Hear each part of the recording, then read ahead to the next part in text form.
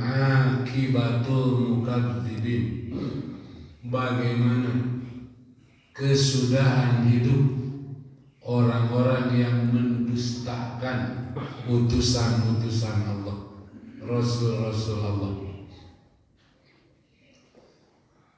Surat ke-137 dari Surah Ali Imran, ayat ke-137 dari Surah Ali Imran ini oleh para ulama dijadikan salah satu dalil tentang sunnahnya berkunjung ke tempat-tempat bersejarah. Misalnya dalam kitab Riyadhus Shalihin, Imam Nawawi membuat satu judul bab sunnah berkunjung ke tempat-tempat bersejarah. Sunnah berkunjung ke tempat-tempat bersejarah. Tujuan berkunjung ke tempat-tempat bersejarah untuk mengambil ibrah, pelajaran dari kejadian-kejadian yang terjadi di tempat tersebut. Makanya materi yang sekarang nyambung dengan materi bulan kemarin, yaitu man la yata'allamu minat tarikhi yu'allimhu tarikhu. Siapa yang tidak belajar dari tarikh, dari sejarah, maka sejarah yang akan mengajarinya. Siapa yang tidak belajar dari sejarah, maka sejarah yang akan mengajarinya. Kita sadari itu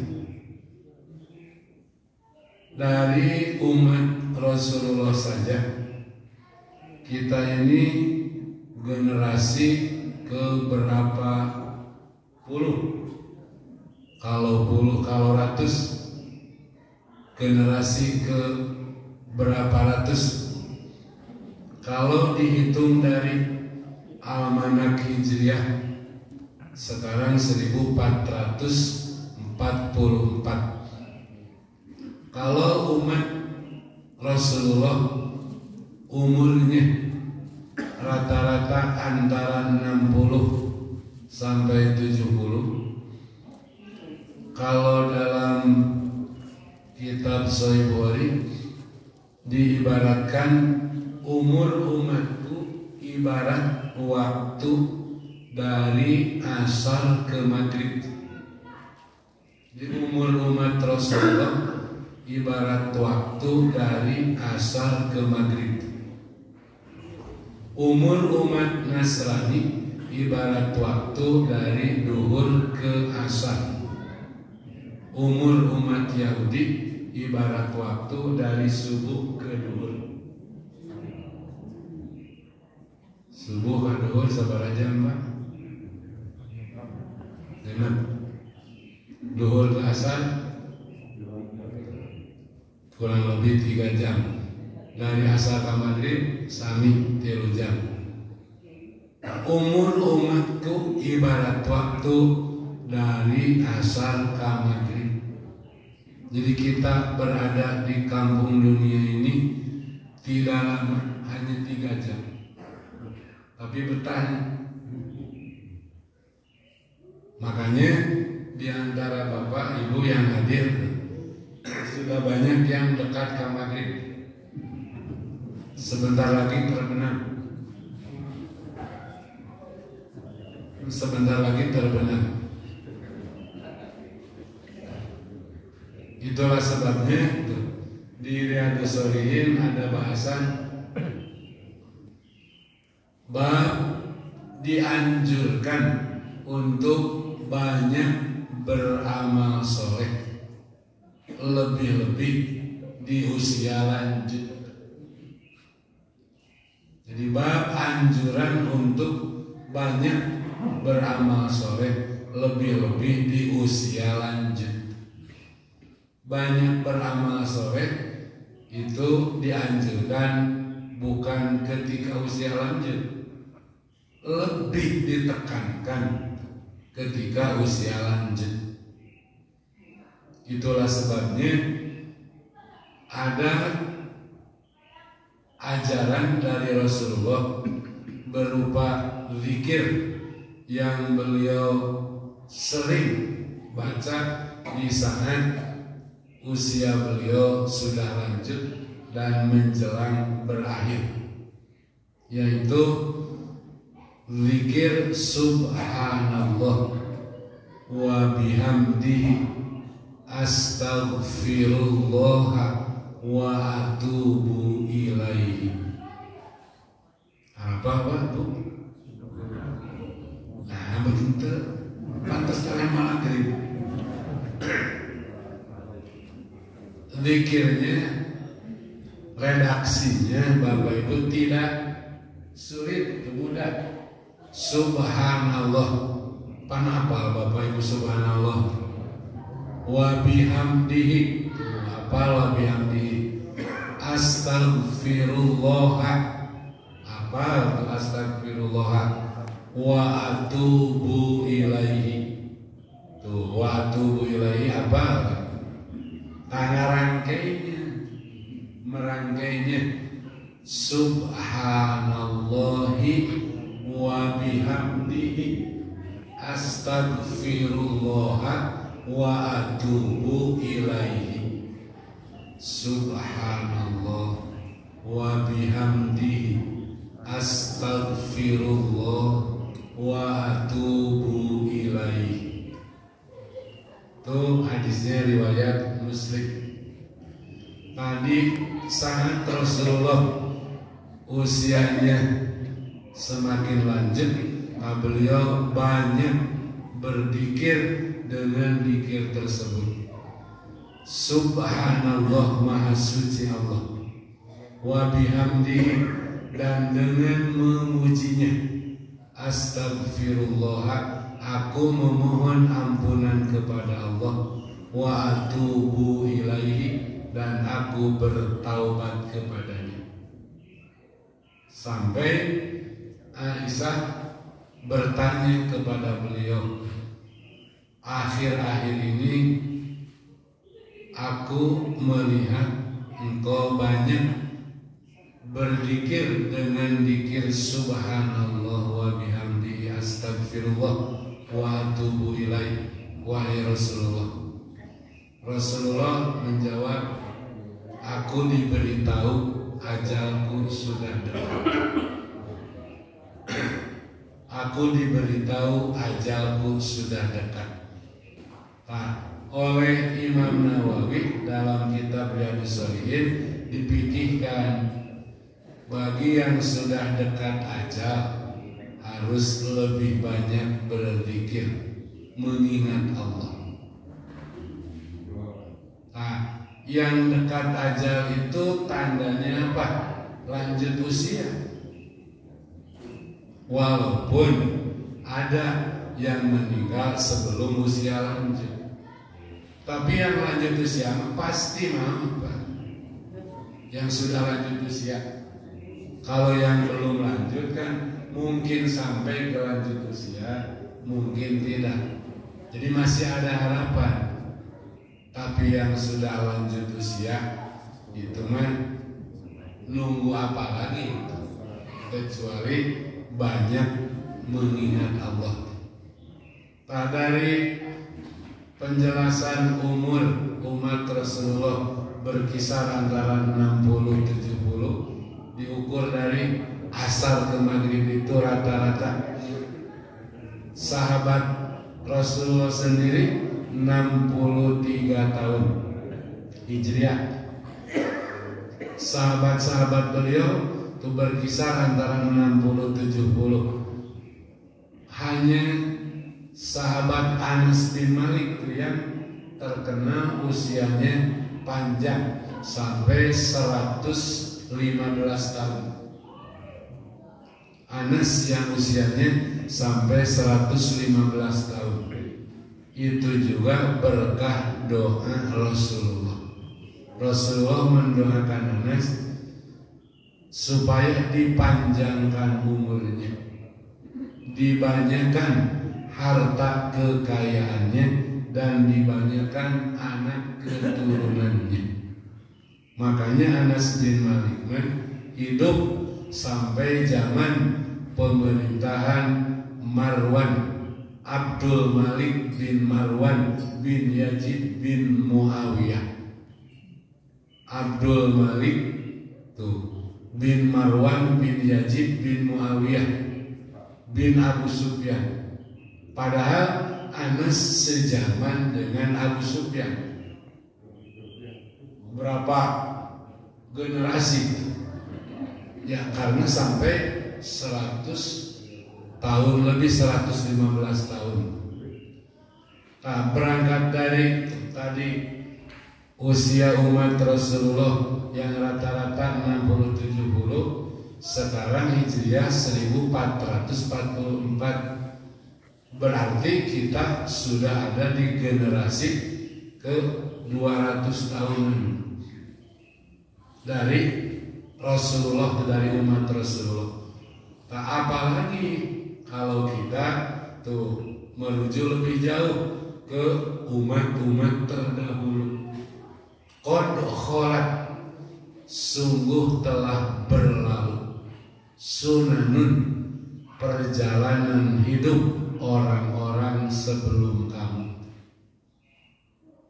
Maka berjalanlah, bepergianlah kalian di muka bumi. Kemudian lihat, perhatikan bagaimana kesudahan hidup orang-orang yang mendustakan utusan-utusan Allah, Rasul-Rasul Allah. Kita sudah ada di periode, di fase, di strip keempat dari 5 strip zaman yang oleh Rasulullah nubuwahkan. Dia ada istilah nubuwah. Nubuwah itu berita gaib yang oleh Allah sampaikan kepada Rasulullah buat disampaikan lagi kepada umatnya. Jadi yang menerima berita gaibnya Rasulullah, oleh Rasulullah disampaikan kepada umatnya. Salah satu tujuan disampaikannya berita gaib sebagai instrumen untuk menanamkan, menumbuhkan keimanan di hati umat.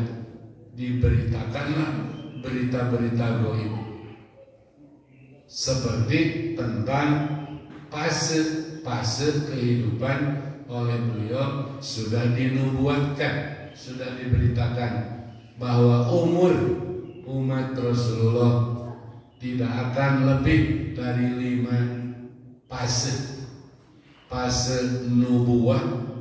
Yang ke-1, fase umat Islam dipimpin langsung oleh Nabi. Itu sudah berakhir.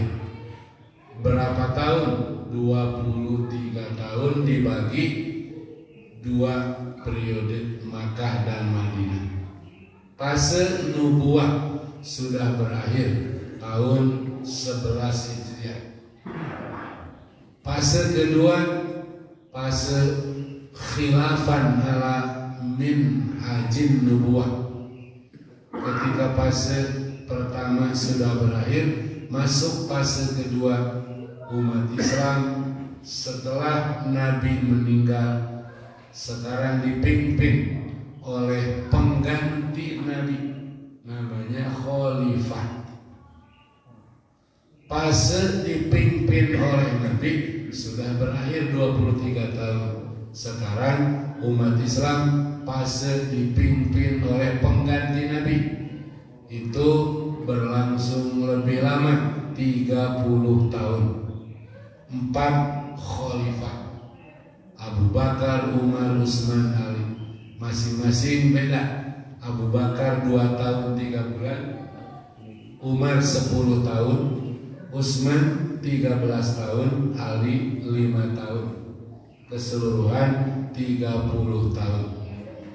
Fase kedua diawali dari tahun 11 dan berakhir tahun 40 Hijriah. Di tahun 40 Hijriah, di fase khilafah alamin haji nubuwah ini berakhir di fase Ali, ketika Ali jadi khalifah 5 tahun. Ali dibunuh di Kufah oleh Khawarij, oleh pemberontak di Kufah. Maka fase kedua sudah waktunya berakhir. Masuk fase ketiga, fase setelah khalifah berakhir, masuk fase mulkan al-ghon, kepemimpinan yang diwariskan. Dimulai dari Muawiyah, sehingga terkenal dengan istilah Bani Umayyah. Tahun ke-40 bulan Ramadan, tersisa 18 hari ketika Ali sudah makan sahur, mau ke masjid, mau sholat subuh, di jalan dicegal oleh Abdurrahman bin Muljam, tokoh Khawarij, tokoh ekstrim kiri. Kemudian ditebas dahinya dengan pedang yang sudah direndam oleh racun selama sebulan. Seketika itu juga Khalifah Ali meninggal. Maka kekhalifahan diambil alih dulu oleh Hasan bin Ali. Tapi Hasan bin Ali hanya kuat 6 bulan karena fitnah di internal umat Islam semakin melebar. Maka Hasan bin Ali menyerahkan kekhalifahannya ke Muawiyah. Maka masuk fase ketiga, fase mulkan al-ghon, kepemimpinan yang diwariskan. Dimulai dari Muawiyah bin Abi Sufyan dan pusat pemerintahannya di Damaskus di Syria. Fase ketiga ini paling lama dari tahun 41 Hijriah atau bertepatan dengan 661 Masehi dan berakhir tahun 1924. 1924. Selamat tahun Pak, Bu. 661 sampai 1924 dibagi 3 dinasti, Bani Umayyah, Bani Abbasiyah, dan dinasti Turki Utsmani. Di fase ketiga ini, di masing-masing dinasti Bani Umayyah yang terkenal pemimpin yang adil adalah Umar bin Abdul Aziz. Jadi pemimpin yang terkenal adil di zaman dinasti Bani Umayyah hanya Umar bin Abdul Aziz, cicitnya Umar bin Khattab. Di dinasti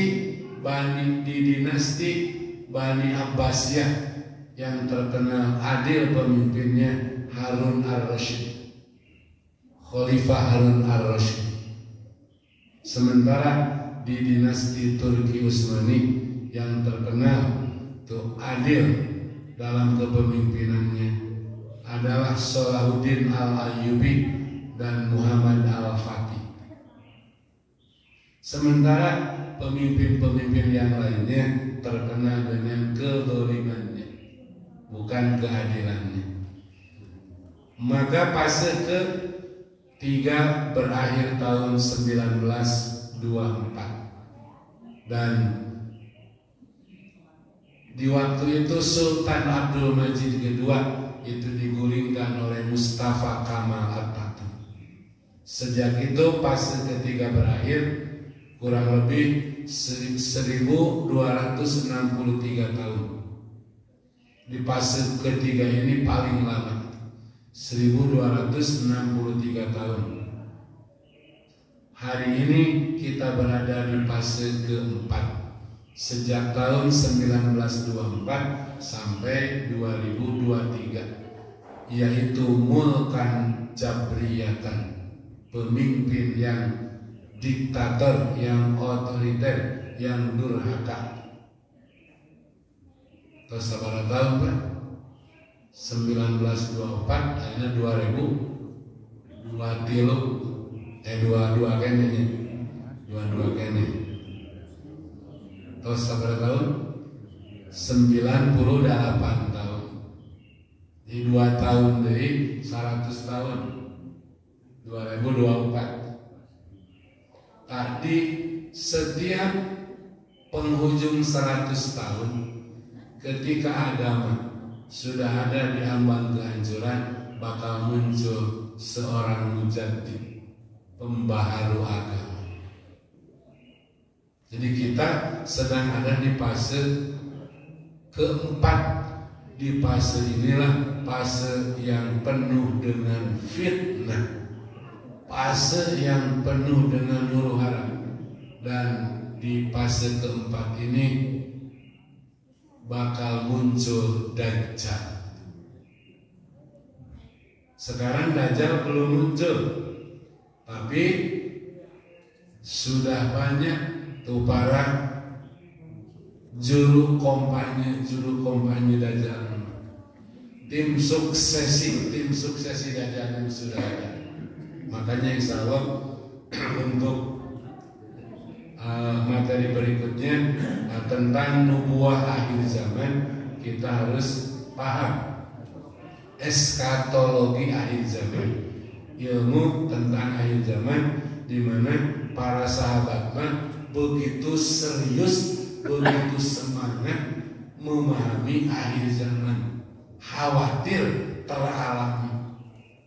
Sahabat begitu semangat, serius memahami akhir zaman, apalagi kita yang sudah di penghujung zaman. Tinggal 1 periode lagi, fase kelima. Fase kelima fase kejayaan Islam. Di fase kelima Islam bakal berjaya seperti fase kedua. Fase kelima disebut fase khilafan ala minhajin nubuwah. Umat Islam dipimpin lagi oleh seorang khalifah yang berpola kepada Nabi. Fase kelima Islam bakal berjaya. Nah, sebelum berjaya, maka di fase keempat ini umat Islam diuji, difitnah dengan fitnah-fitnah yang berat. Fitnah ada yang fitnah berkaitan dengan syahwat, nanti ada fitnah yang berkaitan dengan subhat. Itu nanti akan kita kaji di materi nubuah akhir zaman. Jadi kita ke belakang dan kita ke depan. Sejarah ke belakang untuk dijadikan ibrah. Kalau moto yang kami pegang, kita belajar sejarah itu bukan semata-mata untuk mengenang. Jadi mengenang sejarah untuk dijadikan pegangan hidup ke depan. Jadi mengenang ke belakang untuk dijadikan pedoman ke depan. Karena yang terjadi sekarang itu bukan kejadian yang pertama, tapi semuanya mengulang. Hari banjir, Pak, banjir sudah ada zaman dulu. Zaman siapa yang pertama banjir terkenal? anu terang sabaraha lami banjir zaman Nabi Nuh 6 bulan. Zaman Nabi Nuh banjir 6 bulan. Hujan deras itu 40 hari 40 malam. Coba kami Bandung diguyur hujan 40 hari 40 malam, Bandung lautan air. Makanya ketinggian air gunung saja terendam. Gunung terendam karena air dari atas ditumpahkan oleh Allah dan dari bawah dibukakan. Dalam surat Al-An'am ayat ke-65 Allah berfirman, "Qul," katakan oleh Muhammad, "Huwal qadiru," dialah Allah yang berkuasa, "an yab'asa alaikum adzaban," untuk mengirimkan kepada kalian azaban siksa, min fawqikum, dari atas kepala kalian, au min tahti arjulikum, atau dari bawah kaki kalian. Katakan oleh Muhammad, dialah Allah yang berkuasa untuk mengirimkan, untuk menurunkan azab, baik dari atas kepala maupun dari bawah kaki. Azab yang dari atas, hujan, angin kencang, hujan air, mending Pak. Hujan batu, nucan ayat hujan hartos, hujan duit, ada harap-harap hujan duit. Hujan yang mengakibatkan banjir zaman Nabi Nuh itu 6 bulan lamanya, dan ketinggian air sampai gunung saja terendam. Karena dahsyatnya hujan dan banjir, maka surutnya juga lama, 6 bulan. Tidak terbayang Bapak Ibu bagaimana sulitnya hidup di Parahu selama 6 bulan. Kalau yang terendam sudah jelas mereka mati semua. Nah, yang selamat yang di Parahu walaupun selamat menderita 6 bulan di Parahu, Bu. Sama nabarannya. Kan perlu makan duka kumaha makan minumnya. Apakah perbekalan disediakan oleh Nabi Nuh untuk 6 bulan? Makanya begitu air surut dan perahu Nabi Nuh terdampar di Bukit Jud di Irak. Di Irak, di Bukit Jud di Irak. Maka yang selamat diisi perahu sejumlah 80 orang itu satu persatu berjatuhan sakit dan meninggal akibat penderitaan selama 6 bulan. Begitu berlabuh, mereka turun dari perahu dan menetap di situ, satu persatu berjatuhan sakit dan meninggal. Nah, yang tersisa adalah putra-putra Nabi Nuh. Karena putra Nabi Nuh yang selamat ada 3 orang, yang tenggelam kan seorang. Yang seorang tenggelam Kanan, atau yang selamat Ham, Sam, Yafis. Pasang punten pasang. Ham, Sam, Yafis. Nah, kalau yang Kanan, yang makanan Kanan tenggelam bersama ibunya. Kalau yang 3 beda ibu, Ham, Sam, Yafis beda ibu. Ibu Ham ibu Sam, ibu Yapis soleha, makanya salaman. Ibu Iyam itu kafir, makanya tenggelam bersama Kanan. Kanan teu soleh, da ibunya teu soleh. Ibunya teu solehan. Sementara Ham, Sam, Yapis karena ibunya solehan. Jadi anak soleh itu besar sekali pengaruhnya dari ibu, dari bapak. Nah, kita yang ada sekarang ini sesa banjir, Pak. Sesa banjir. Ada dari turunan siapa? Asia, Indonesia. Pokoknya salah satu dari turunan Nabi Nuh yang 3, Ham, Sam, Yapis. Nanti ada yang berkulit hitam dari Yapis, yang berambut pirang dari siapa? Ham, Sam.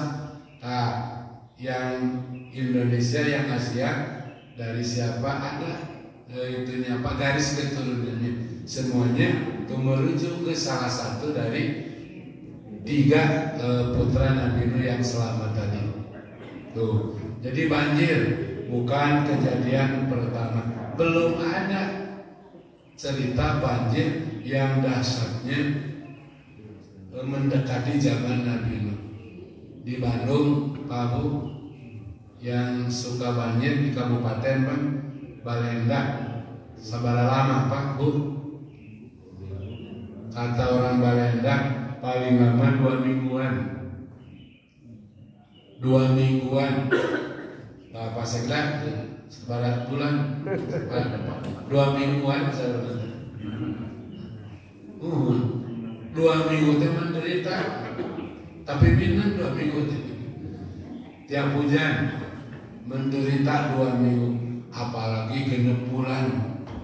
Ini orang Balenda mah 2 minggu menderita, aya nyumbang. Nabi Nuh sana nyumbang. Kusaha disumbang Nabi Nuh, nu dina parahu, kan semuanya binasa. Tuh, jadi banjir bukan kejadian pertama. Nanti angin kencang yang mengandung api sudah ada zaman Nabi Hud itu, yang sudah saya bahas. Kaum Ad yang tinggal di Iram, di daerah Yaman, di daerah Yaman itu dibinasakan oleh angin kencang yang mengandung api. Tuh, sab'ata ayamin, 7 malam 8, sab'ata ayamin, 7 hari 8 malam, 7 hari 8 malam. Angin dikirim oleh Allah sebagai siksaan dari atas yang turun selama dalam 7 hari 8 malam untuk membinasakan kaum Ad yang kuat-kuat, yang berperawakan tingginya itu di bawah Nabi Adam 30 meter.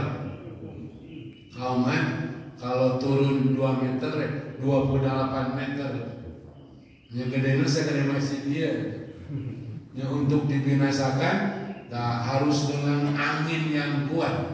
Makanya ditarik oleh angin ke atas, dan di atas dipatahkan lehernya, sehingga mereka berjatuhan, mati bergelimpangan. Jadi angin kencang bukan perkara baru. Begitu juga gempa sama. Gempa terdahsyat zaman Nabi Lut. Nah, berkenaan dengan hujan batu itu yang saya dapatkan di Al-Quran, di surah yang sudah populer di surah Al-Taroq, di surah Al-Fil. Itu kisah Ashabul Fil yang di ayat ke-4 itu ada kalimat tarmihim bihijaratin min sijil. Allah mengutus bala tentaranya berupa burung yang berduyun-duyun, bukan burung ababil. Ababil mah berduyun-duyun. Ini ababil bukan nama burung, berduyun-duyun, berkelompok-kelompok. Burung-burung yang berkelompok tersebut tidak besar-besar, kecil-kecil, tapi burung-burung tersebut merupakan bala tentara Allah, diutus oleh Allah untuk tarmihim, melempari ashabul fil, pasukan gajah, yaitu pasukan Abroha. Abroha yang terkenal gubernur Yaman atau raja Yaman yang ditugaskan tuh oleh raja dari Habasah, tapi sebelum Rasulullah raja Habasahnya, karena ketika kejadian Ashabul Fil Rasulullah belum lahir. Ketika Abroha menyerang Ka'bah, kan Rasulullah belum lahir. Aminah sedang hamil besar. Kisah Ashabul Fil itu 50 hari sebelum kelahiran Rasulullah. Rasulullah lahir tanggal 22 April tahun 571 Masehi. Jadi Rasulullah lahir tanggal 22 April tahun 571 Masehi. Peristiwa Abroha, pasukan gajah, itu akhir bulan Februari tahun 571 Masehi. Totalnya kurang lebih menurut Syekh Sofi Rahman Al-Mubarakuri 50 hari. Jadi kejadian dibinasakannya pasukan Abroha itu 50 hari sebelum kelahiran Rasulullah.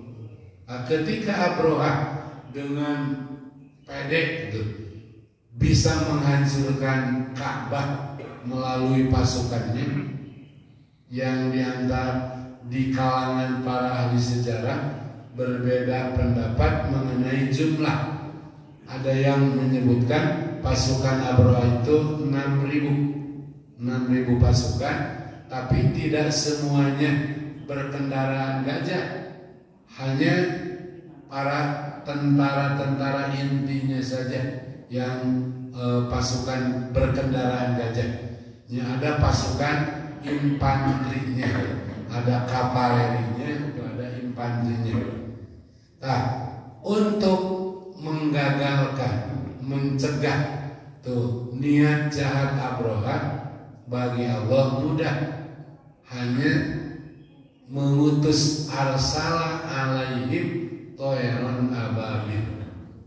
Allah mengutus burung yang berbondong-bondong. Untuk apa burung diutus? Tarmihim bihijaratin min sijil, melempari pasukan Abroha. Itu dalam Al-Quran dikisahkan dan diabadikan tentang hujan batu. Batunya tidak batu besar, batu kerikil, tapi min sijil, dari tanah yang panas. Akibat yang kena dengan lemparan batu tersebut, paja'alahum ka'asfin ma'kulin. Kalimat hijaratan min sijil itu diarahkan ke Abroha, dan yang kedua itu diarahkan kepada kaum Nabi Lut. Sama, itu kalimatnya hijaratan min sijil, seperti dalam surah Al-Hijr ayat 74. Wa amtorna alaihim hijaratan min sijil, dan kami hujani mereka kaum Nabi Lut. Wa amtorna, dan kami hujani alaihim atas mereka kaum Nabi Lut hijaratan dengan batu min sijil dari tanah yang panas. Kita hujan batu. Yang kedua hujan batu zaman Nabi Lut. Kalau tadi untuk membinasakan tu ashabul fil, tentara bergajah, pasukan bergajah. Yang kedua untuk membinasakan kaum Nabi Lut. Ada buku judulnya itu Menyingkap Ibrah di balik kisah-kisah dalam Al-Quran. Menyingkap ibrah di balik kisah-kisah dalam Al-Quran. Karangan Dr. Kiai Haji Deden Rosidin. Menyingkap ibrah di balik kisah-kisah dalam Al-Quran. Salah satunya ada kisah tentang kaum Nabi Lut ini. Nah, di sini diterangkan tentang kisah Nabi Lut itu, yaitu Sodom kaum cabul, negerinya dikubur. Sodom negeri cabul, negeri Sodom tuh kaum cabul, negerinya dikubur. Ada ungkapan Sodom kaum cabul, negerinya dikubur. Nah, ini menerangkan kaum Nabi Lut. Ada yang membaca dengan Sodom, ada yang membaca dengan Sodom. Makanya penyimpangan kaum Nabi Lut suka disebut sodomi, dinisbatkan kepada nama negeri Sadum yang ada di Yordan. Nah, dulu itu bukan laut, itu daratan, sekarang jadi laut. Makanya terkenal dengan Bahrul Lut atau Bahrul Mayyit, laut mati atau laut Lut. Itu ada di daerah Yordan. Yang pernah umroh plus Palestina pasti itu ada program wisata singgah dulu di Yordan. Di Yordan tempat-tempat yang dikunjungi prioritas yaitu Bahrul Lut, laut Nabi Lut atau laut Bahrul Mayyit. Nah, nanti yang kedua itu yang dikunjungi itu lembah Mu'tah biasanya, atau tergantung travelnya.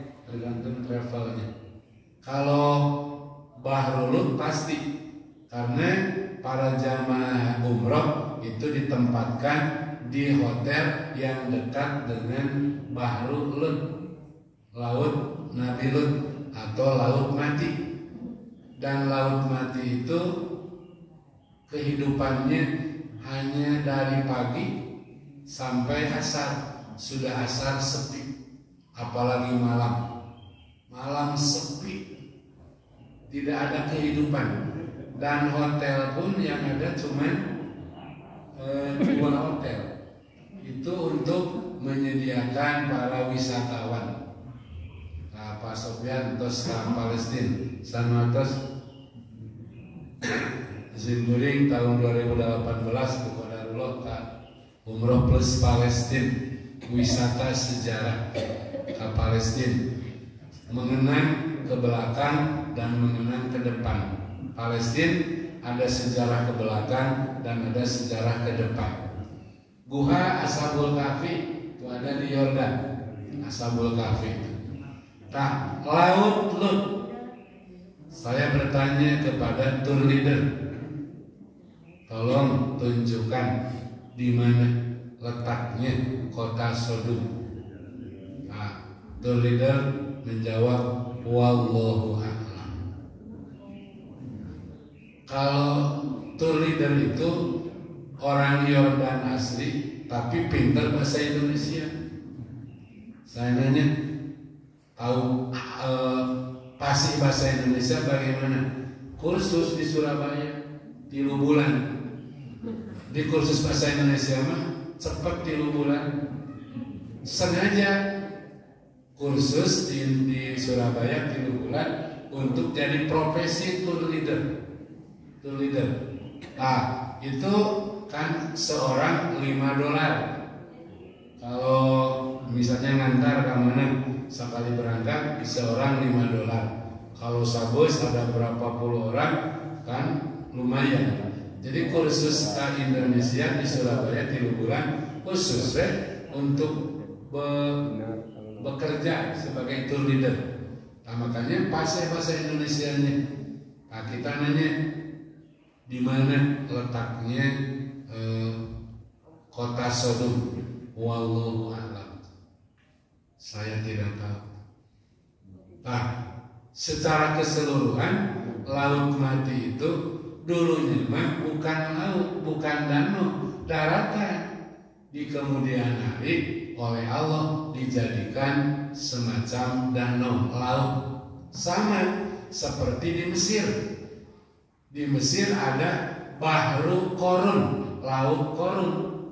Kalau di Yordan Bahru Lut, Laut Lut. Kalau di Mesir Bahru Korun, Laut Korun. Nah, kalau Bahru Korun pernah saya baca detail, lebar panjangnya 30 kilo, lebarnya 10 kilo. Laut Korun panjangnya 30 kilo, itu Bandung Cicalengka. Lebarnya 10 kilo. Dulunya bukan laut, daratan. Itu kan di situ dulu korun ditenggelamkan, bukan ke laut, ke tanah. Ketika korun sudah pamer harta kekayaan semesir, korun dengan bala tentaranya berhenti dan baris. Panjangnya barisan 30 kilo, lebarnya 10 kilo. Itu pasukan korun. Coba kalau ada yang baris panjangnya 30 kilo, lebarnya 10 kilo, sabar orang di baris. Ayah 1 juta, sanis 1 juta dari puluhan juta.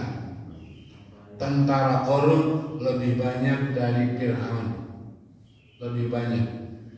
Setelah pamer kemudian baris, Allah menyuruh bumi, wahai bumi belah. Maka bumi bergoncang segoncang-goncangnya dan belah.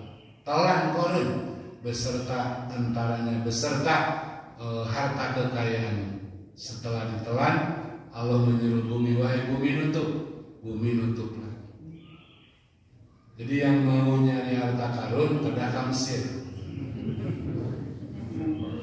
Harta karun di Mesir, kaya di Bogor mah. Di Bogor rumah harta sah di Bogor.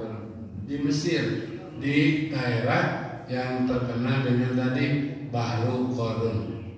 Ada yang mengistilahkannya itu Bahru Korun. Para ulama di kitab-kitab tafsir rata-rata menyebutnya Bahru Korun.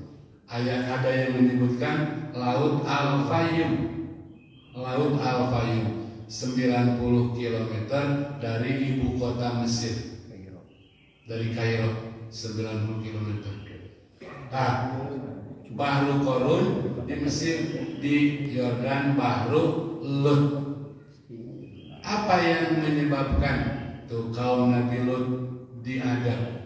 Di buku ini diterangkan bahwa Sodom kaum cabul, negerinya dikubur. Penyimpanan laki-laki resep laki-laki, perempuan resep perempuan. Akhirnya LGBT.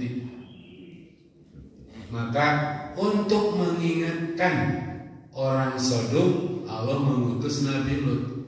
Lama Nabi Lut berdakwah di kota Sodom, mengingatkan kaumnya untuk kembali ke jalan yang benar. Tapi mereka membohongkan kerasulan Nabi Lut, memperolok-olokkan, bahkan mengusir Nabi Lut dan menantang turunnya adab. Maka Allah mengadab mereka di surah Al-Hijr ayat ke-74, kalimatnya wa amtorna alaihim hijaratan min sijil, dan kami hujani mereka kaum Nabi Lut dengan batu yang panas dari tanah yang panas. Hijarah min sijil tadi di surah Al-Fil, wa arsala alaihim tayran ababil tarmihim bihijaratin min sijil. Hijarah min sijil, kaum Nabi Lut juga hijarah min sijil. Cuman ada bedanya. Kalau hijarah untuk kaum Nabi Lut musawwamatan, si batunya itu sudah diberi nama. Diberi nama, masing-masing batu itu diarahkan ke orang-orang yang sudah ada namanya. Musawwamatan. Jadi batu itu untuk pasaha, Pak Sudiono. Misalnya, jadi si batu mau kasih sahat tuh mau KPKM, di mana wae tak Pak Sudiono aya diarah KPKM, nyumput di mana wae Pak Rahman dikejar. Si batu ini sudah diberi nama. Kaum Nabi Lut yang sudah ada namanya di batu tersebut, kamanawe sembunyi, dikejar oleh batu tersebut. Dikejar, si batunya itu musawwamatan, sudah diberi nama. Satu batu untuk satu nama. Hujannya itu tak hijaratan min sijil musawwamatan, karena batu tersebut disuruh oleh Allah untuk menghujani. Jangan hanya kita mengenang sejarah, jadikan pedoman ke depan. Adab turun karena dosa. Adab turun karena dosa, bukan semata-mata fenomena alam. Mau banjir, mau hujan batu, mau angin, mau gempa. Ketika ada perahu, banyak penumpang, seorang ngebolongan perahu yang bakal tenggelam seisi perahu. Kalau ada yang mencegah, yang selamat seisi perahu. Jadi kalau ada yang ngebolongan perahu, kalau bapak ibu sebagai penumpang perahu tidak mau ikut tenggelam, harus bagaimana? Yang ngebolongan dicegah. Hese wae dicegah, alungkeun dan ngabolongan. Nyalungkeun ka laut. Kalau punya kekuatan. Atau tidak punya kekuatan, kita pindah perahu. Pindah perahu. Perahu ini mah anu ngabolongan. Pindah perahu, semua perahu anu ngabolongan. Daya pilihan. Begitulah ilustrasi Rasulullah. Walaupun yang berdosanya hanya beberapa orang, tapi yang ada di tempat itu bakal kebagian tenggelamnya. Kisah gempa di Cianjur itu juga sama, ada dosa oleh sebagian kecil warga Cianjur. Ada kampung Arab, di situ ada nikah mut'ah. Nikah kontrak, kawin kontrak. zina, tapi dilegalkan. Tidak banyak, tapi yang ada di situ kebahagiaan. Kebahagiaan akibatnya dah ada di situ. Mun pindah mah di Cianjur ke Bandung. Sini kan di Bandung di Sami. Kan LGBT terbesar sekarang Jawa Barat. Jawa Barat, Bandung paling banyak. Bandung Jalan Nilem. Jalan Nilem Cakasin Guring tak. Kadir ada tepi. Jalan Nilem tak. Itu pusatnya teh. Jadi Bandung terbesar. Ketika Allah mau mengirim adab, kalau dibiarkan yang ada di Bandung kebahagiaan. Dengan adab apa? Allah di surah Al-An'am ayat 65 tadi, mau dari atas, mau dari bawah. Rasulullah berlindung, aku berlindung kepadamu dari dikirim adab, mau dari atas mau di bawah. Nabi ma'aliman tidak mau dikirim adab, tidak bisa menghindar. Nabi memilih lebih baik perang daripada dikirim adab. Mau dari bawah atas, hujan batu, angin, atau dari bawah. Rasulullah, aku berlindung kepadamu dari dikirim adab, mau dari atas maupun dari bawah. Nabi berlindung tidak mau dikirim adab. Itu makanya ketika ada dosa, maka tidak menutup kemungkinan Allah sayang menyayangi yang lain supaya di akhirat tidak disiksa, di dunia disiksa. Tidak mengapa di dunia menderita asal surga. Buat apa bersenang-senang di dunia tapi berujung neraka? Aneh di Cianjur hari kampung Arabnya tenan. Kampung Arabnya tenan. Tidak rusak. Nura rusak nama pasantren masjid. Nah ini kumaha? Allah sayang. Cara Allah menyayangi itu dengan cara Allah. Kadang terasanya pahit, tapi berakhir surga. Sebaliknya, Allah tidak sayang dengan cara manis, tapi berakhir pahit. Mending pahit berakhir manis, mending manis berakhir pahit. Manis berakhir manis. Mending manis berakhir manis. Detek itu ayam pahit berakhir manis gitu Pak. Iya. Itu yang saya pahami. Jadi ada dua kisah hujan batu di Al-Quran yang diarahkan ke kaum Nabi Lut. Di antaranya di surah Al-Hijr dan di surah Hud, dan yang diarahkan ke Ashabul Fil, Abroha. Sebelum ditutup, maka ada yang mau di-sharingkan dulu.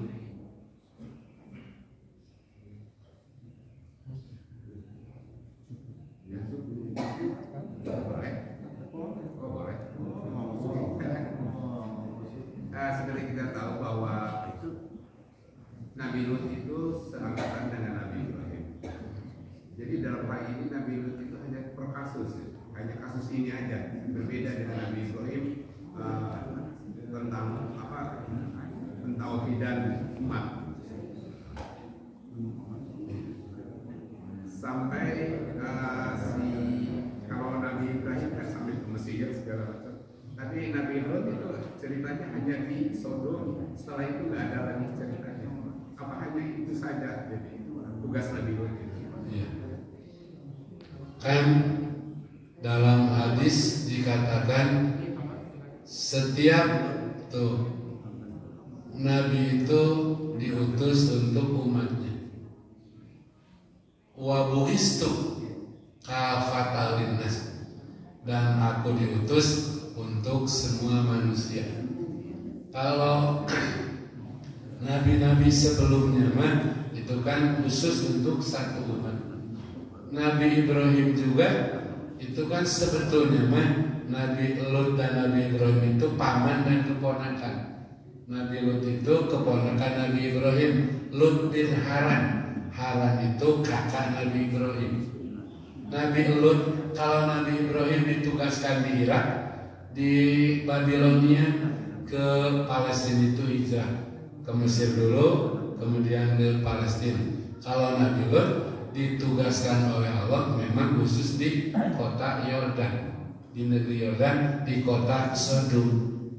Dan tidak ada, saya baca di Qisasul Anbiya, ada buku 1 jilid namanya Qisasul Anbiya karangan Ibnu Katsir. Itu tidak dikisahkan panjang lebar setelah Nabi Lut selamat, di mana Nabi Lut berdiam diri, kan selamat keluar dari kota Yordan, yang dibinasakan hanya kota Yordan. Tidak banyak dibahas di buku Qisasul Anbiya itu. Setelah itu Nabi Lut di mana, bagaimana kesudahannya. Saya tidak membaca banyak, makanya 25 kisah Nabi dan Rasul, Qisasul Anbiya itu pendek-pendek kisahnya. Yang paling banyak itu, yang paling panjang justru Nabi Muhammad, paling panjang kisahnya, karena Nabi Rasul terakhir. Nabi-nabi sebelumnya pendek-pendek ceritanya, karena untuk satu umat, mengisahkan satu umat. Itu yang saya baca berkisah. Tapi Nabi Ibrahim itu sebagai referensi daripada umatnya Nabi Muhammad. Selalu kita kalau tauhidan selalu merujuk kepada Nabi Ibrahim. Betul, karena Nabi Ibrahim kan terkenal dengan Abul Anbiya, bapaknya para nabi. Abud tauhid, bapaknya ketauhidan. Nabi Ibrahim punya 2 turunan di Mekah, itu Hajar, Ismail, Muhammad. Sementara di Palestina itu adalah Ishak, kemudian Yakub, Ayub, terus. Jadi Nabi Ibrahim ini bapaknya para nabi, bapaknya ketauhidan. Betul, Nabi Ibrahim itu agak panjang kisahnya karena punya 2 turunan. Dari Hajar melahirkan Ismail, dari Ismail melahirkan Muhammad, dari Sarah melahirkan Ishak, dari Ishak melahirkan Yakub, Ayub, dan terus ke bawah sampai Ishak. Itu masuk kepada wilayah turunan dari Sarah di daerah Palestina. Nabi Muhammad jelas milah ajaran Nabi Muhammad mengikuti milah Ibrahim. Milah Ibrahim itu dalam Al-Quran diterangkan milata abikum Ibrahim, milah ajaran bapak kalian Nabi Ibrahim. Sebetulnya semua nabi mengajarkan ketauhidan, dan sebetulnya penyebab pokok suatu umat diadab karena musyrik. Itu dalilnya Quran surah Ar-Rum ayat ke-42. Dan kemusyrikan pokoknya ada 2. Satu kemusyrikan zaman Nabi Nuh, 2 kemusyrikan zaman Nabi Ibrahim. Usul syirki nawani, pokok kemusyrikan 2. Kemusyrikan zaman Nabi Nuh dan kemusyrikan zaman Nabi Ibrahim. Kemusyrikan zaman Nabi Nuh mah orang-orang soleh kalau meninggal dibangunkan di atas kuburannya patung. Jadi patung yang disebut patung zaman Nabi Nuh, patung orang soleh yang sudah meninggal, di atas kuburannya dibangunkan patung, kemudian disembah, dipertuhankan. Sementara kemusyrikan zaman Nabi Ibrahim kan ada yang ke benda-benda langit, dan yang ke patung, yang ke Raja Namrud. Ada 3 kemusyrikan zaman Nabi Ibrahim: ke benda langit, ke patung yang dibuat oleh bapak Nabi Ibrahim, tuh yang mengikuti ke Nabi Nuh, dan ada yang menyembah kepada Raja Namrud. Nah, oleh para ulama disimpulkan pokok-pokok kemusyrikan menginduk kepada 2 tersebut, kepada Nabi Nuh dan kepada Nabi Ibrahim. Jadi ada warning untuk orang baru sejarah kita dari zaman dulu dilempari oleh batu panas.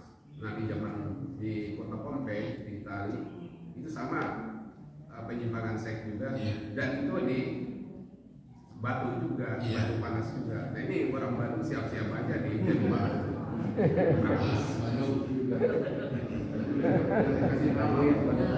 Karena LGBT ada di Bandung. Makanya tadi sejarah di belakang mengenai sejarah untuk jadi pegangan ke depan. Dan kita jelas harus selalu itu untuk waspada, hati-hati. Karena tadi di surah Al-An'am ayat ke-65 Allah berkuasa untuk mengirimkan adab dari atas atau dari bawah. Rasulullah berlindung. Kita juga berlindung. Mesti berlindung.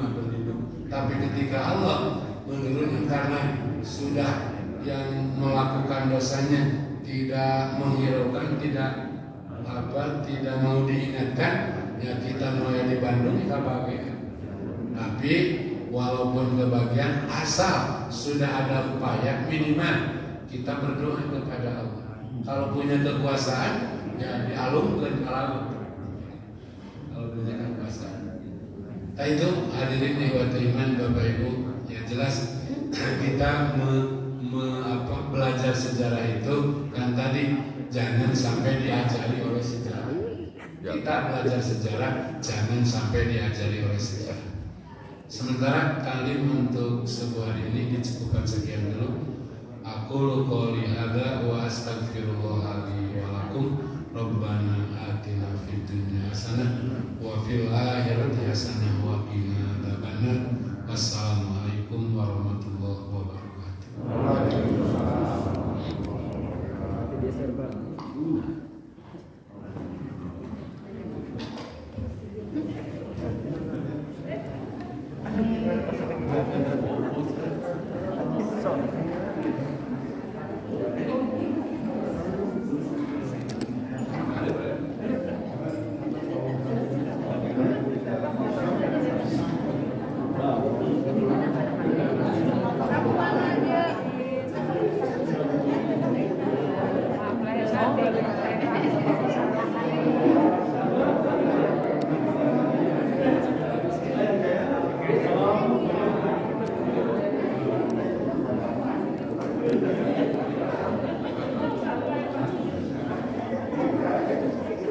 Ya, demikian tadi pengajian subuh yang membahas tentang tarikh di Masjid Nurul Iman RW 10 mohon maaf RW 09 Kelurahan Antapani Kidul, Kecamatan Antapani, Kota Bandung, yang dibawakan oleh Bapak Ustadz Haji Afad Ruslan. Demikian, mudah-mudahan kajian tarikh kali ini bermanfaat bagi kita sekalian dan menjadi ibroh atau pelajaran bagi kita semuanya. Wassalamualaikum warahmatullahi wabarakatuh. Ini adalah tanggal hari Minggu, tanggal 25 Desember 2022.